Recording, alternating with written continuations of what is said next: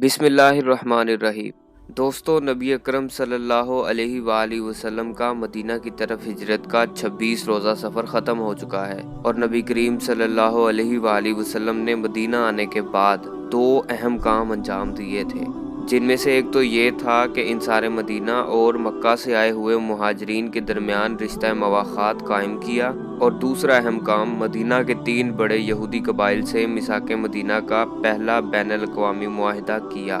دوستوں، میثاق-E-Madina کیوں اہم تھا، اس کی کیا وجوہات تھیں، اور یہودیوں کے اس معاہدے سے پھر جانے کے بعد رسول اللہ صلی اللہ علیہ وآلہ وسلم نے ان کے ساتھ کیا سلوک کیا، اور کیا میگنا کارٹا ہی دنیا کا پہلا بین الاقوامی تحریری معاہدہ تھا۔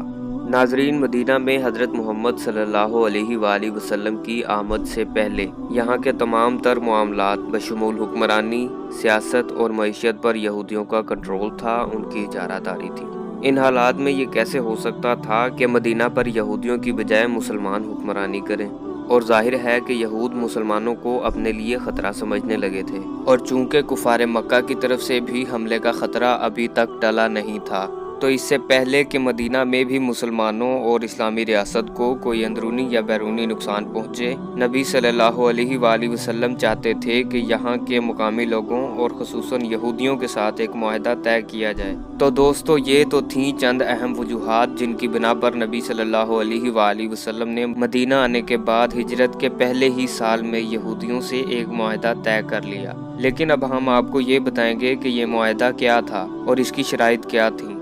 ناظرین، ان شرائط کا بغور جائزہ لینے پر اس معاہدے کے 2 حصے نظر آتے ہیں، جس میں سے پہلا حصہ مسلمانوں کے متعلق تھا اور دوسرا حصہ یہودیوں کے متعلق۔ تو ناظرین، سن 622 میں ہونے والے اس معاہدے کی کل 53 دفعات تھیں، اور یہ 730 الفاظ پر مشتمل ایک جامع دستور ہے، جو کہ ریاست مدینہ کا آئین تھا، وہاں کا قانون تھا۔ دوستو، یہ معاہدہ اور تحریری دستور مدینہ کے قبائل بشمول یہود و نصارہ کے درمیان جنگ نہ کرنے کا بھی عہد تھا۔ اس معاہدے کا بکثرت ثبوت پوری تفصیل کے ساتھ کتب تواریخ میں ملتا ہے، مگر اس کے باوجود مغربی مصنفین اسے نظر انداز کرنے کی ناکام کوشش کرتے رہتے ہیں۔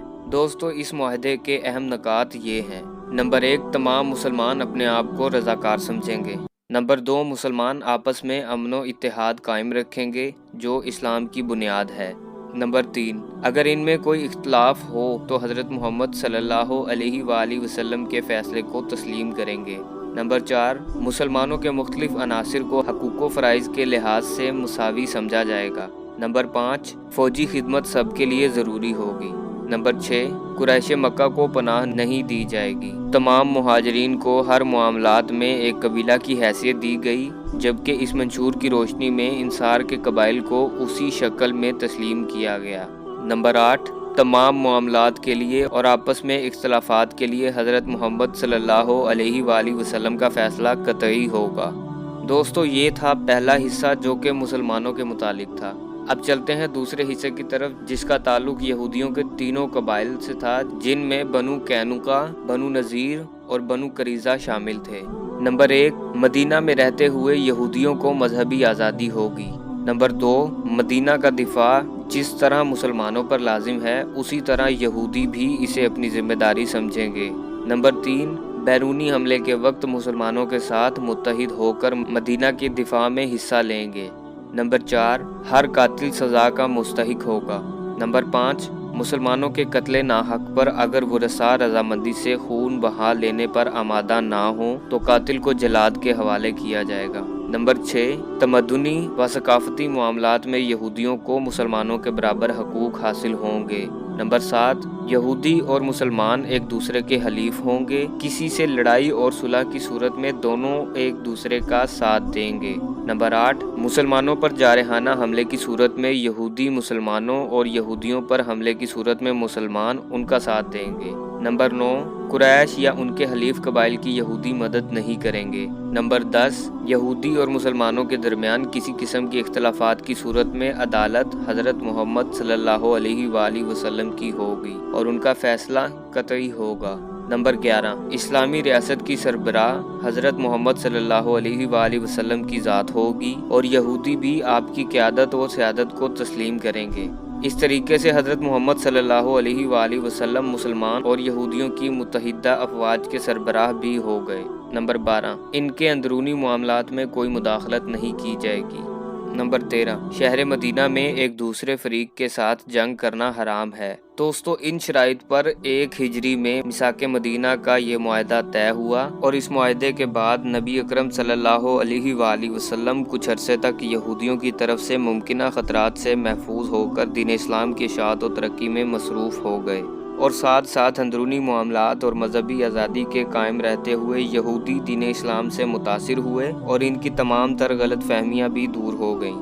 یوں ایک سینٹرل سسٹم، ایک مرکزی نظام قائم ہوا، اور یہودیوں نے نبی صلی اللہ علیہ وآلہ وسلم کو حکمران تسلیم کر لیا، اور یہی میثاق-E-Madina کی سب سے اہم شرط تھی۔ ناظرین، یہ تھا 1400 سال پہلے ہونے والا معاہدہ، جس کی بدولت نہ صرف اس وقت موجود ہر گروہ کو انفرادی طور پر اپنے عقیدے کے مطابق زندگی گزارنے کا حق ملا، بلکہ یہودیوں کی سیاست اور حکمرانی کا خاتمہ بھی ہوا، اور انہوں نے حضرت محمد صلی اللہ علیہ وآلہ وسلم کو حکمران تسلیم کر لیا۔ سن 622 میں ہونے والا یہ میثاق-E-Madina دنیا کا پہلا بین الاقوامی تحریری معاہدہ ہے، ایک ریٹن ایگریمنٹ ہے۔ اس معاہدے کے اور بھی مثبت پہلو ہیں جو ہم آپ کو اپنی اگلی ساتھ میں بتائیں گے۔ دوستو، یہ بات یہاں قابل غور ہے کہ مغربی مصنفین کے نزدیک میگنا کارٹا دنیا کا پہلا تحریری دستور ہے، حالانکہ یہ سن 1215 میں طے پایا تھا اور میثاق-E-Madina سن 622 میں۔ دوستو، حضرت محمد صلی اللہ علیہ وآلہ وسلم نے اس وقت دنیا کو پہلے جامع تحریری دستور سے متعارف کروایا تھا جب ابھی دنیا کسی آئین یا دستور سے نا آشنا تھی، اور مغربی دنیا کا آئینی اور دستوری سفر سن 1215 میں شروع ہوا تھا، جب انگلینڈ کے کنگ جون نے میگنا کارٹا پر دستخط کیے تھے، اور یہ ہم آپ کو اپنی پہلی قسط میں دکھا چکے ہیں۔